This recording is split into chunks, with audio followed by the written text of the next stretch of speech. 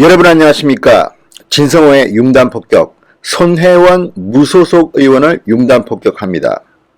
그동안 좀 잠잠했던 것 같습니다. 워낙 사건 사고가 많아서 상대적으로 조용해 보이던 손혜원 의원이 다시 등장했습니다. 깜짝 놀랄 만한 일을 또 저질렀습니다. 대개의 국민이라면 용기가 없어 또는 겁이 나서 검찰을 고소한다는 것은 섣불리 결정하기가 힘듭니다. 그런데 손혜원이 해냈습니다. 자신을 수사하고 있는 남부지검을 역으로 고소했습니다. 깜짝 놀랄 만한 일입니다. 어쨌든 대단합니다. 제가 손혜원 의원의 이 행위에 대해서 비난하고자 하는 것은 아니지만 비판은 좀 하고자 합니다. 왜냐하면 손혜원 의원은 공인입니다. 그리고 언론에도 여러 차례 보도됐지만 대통령 부인 김정숙 여사의 숙명여고 동기동창 절친으로 알려지고 있습니다. 뿐만 아니라 문재인 대통령이 되고 난 뒤에도 둘만의 관계를 과시했습니다. 그런데 일반인으로는 상상하기 힘든 일을 해냈습니다. 자, 손혜원 의원의 아버지의 독립유공자 성정 특혜 의혹을 수사 중인 서울 남부지검을 손혜원 의원이 고소했습니다. 왜 고소했을까요?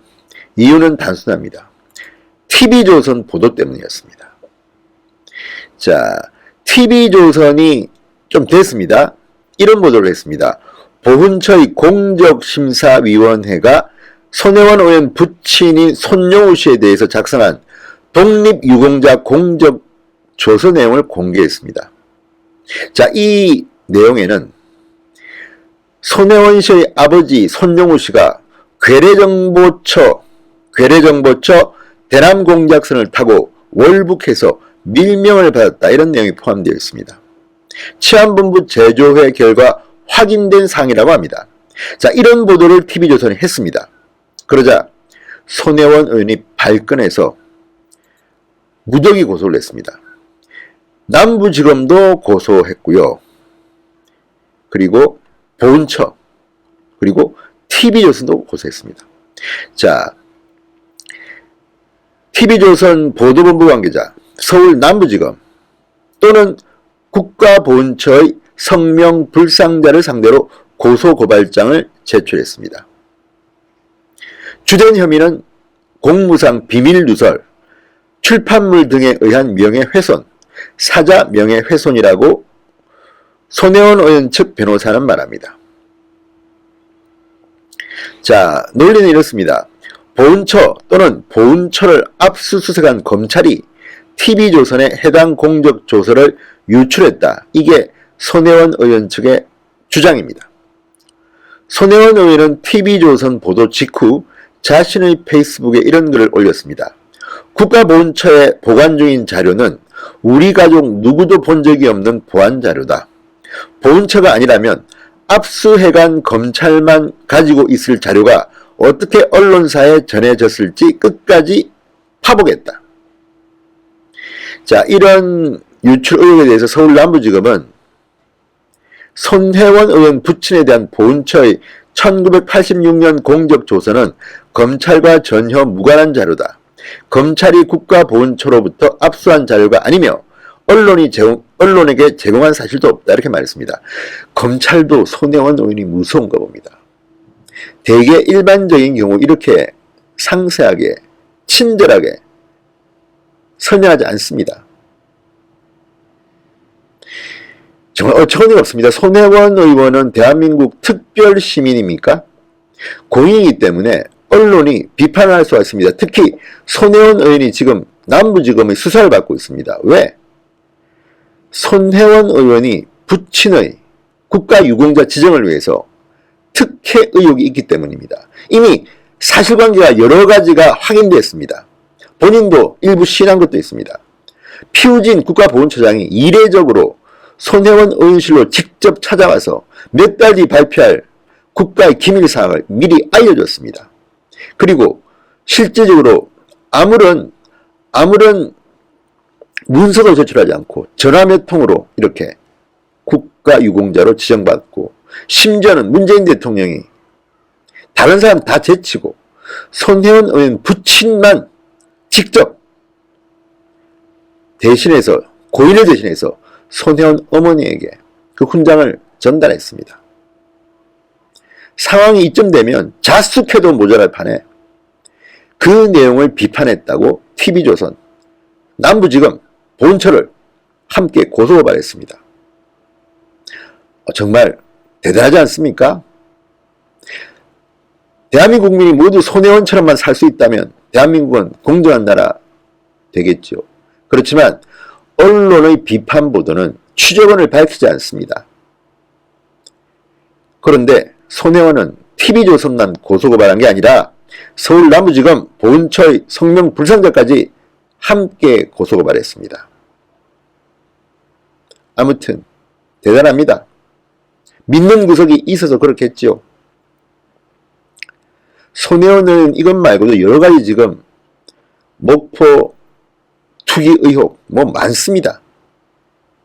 아무튼 자숙을 하고 반성을 해도 시원찮을 판에 이제 다시 검찰을, 자신을 조사하고 있는 검찰을 고소고발하는 이 담대함 어디서 나오는 걸까요? 권력의 중심에 있다고 생각하는 걸까요?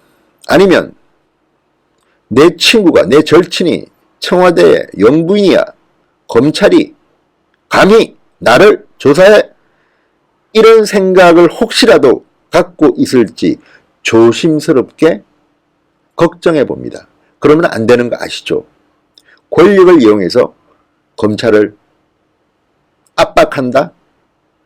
한번 보겠습니다. 과연 서울 남부지검이 이런 손혜원의 압박 속에서 얼마나 공정하게 손혜원 의원을 처리하는지, 또 권력이 무서워서 무혐의 처리, 불기소 처리 하는 건 설마 아니겠죠? 모르겠습니다.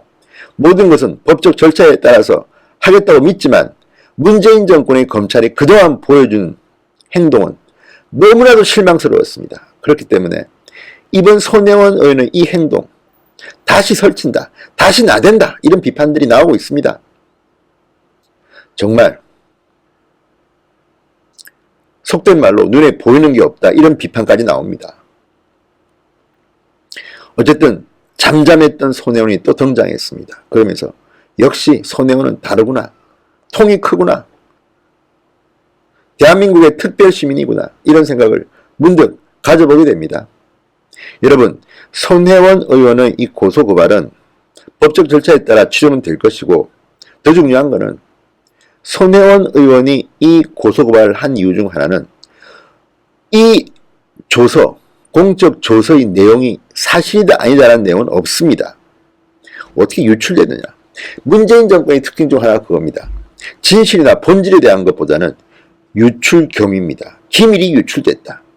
자, 이런 식이라면 그동안 박근혜 전 대통령과 최순실 게이트 때 검찰발, 특검발로 나온 그 수없이 많은 내용들은 얼마나 큰 처벌을 받아야 되겠습니까? 통상 이런 것들은요 늘 있어왔고 공익을 위해서 언론들이 보도해 왔던 겁니다. 그런데 본인 사실이 아니라는 말도 안 합니다. 그냥 왜 유출됐느냐, 공무상 비밀 누설이라고 지금 검찰을 감히 고발한 겁니다. 자, 이 고소고발 지켜보고요. 만약에 손혜원의 이 고소고발이 통한다면 그동안 이루어졌던 검찰의 기밀 유출 제대로 한번 조사해 봅시다. 정말 말도 안 되는 프라이버시들이 그동안에 많이 유출되었습니다. 그런데도 한때 여당 의원이었던 손혜원은 침묵하다가 본인이 관련되니까 억울하다고 나섰습니다. 그리고 출판물 등에 의한 명예훼손, 사자 명예훼손이라고 하는데, 이게 사실이 아니면 사실이 아닌 근거를 대야 되고, 사실이면 사실이라고 시인하십시오. 어쨌든 손혜원 의원 정말 대단하다는 생각은 듭니다. 도대체 대한민국의 국민들은 손혜원처럼 살고 싶습니다. 모두가 이렇게 당당하게. 그런데 현실은 그렇지 못합니다. 손혜원 의원의 이 고소고발 어떻게 되는지, 그리고 역으로 손혜원에게 고소고발 당한 남부지검 제대로 손혜원에 대한 수사를 할 수 있는지 국민들이 두눈 부릅뜨고 지켜보겠습니다. 진성호의 윤단 폭격이었습니다.